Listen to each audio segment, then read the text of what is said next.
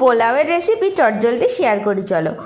পোলাওয়ের চালটা ফার্স্টে ধুয়ে ভিজিয়ে রেখেছিলাম, তার ভিতর আদা, কাঁচা লঙ্কা আর একটু ঘি গরম করে তার মধ্যে হলুদ গুঁড়ো দিয়ে একটু গরম করে সেটা মেখে নিলাম, সাথে দিলাম গরম মশলা দিয়ে চটকে চটকে ভালো করে মেখে নিলাম। ঘিটা গরম করে দেওয়ার কারণে কালারটা কিন্তু খুব সুন্দর আসে, বাসন্তী পোলাওয়ের কালারটাই কিন্তু আসল।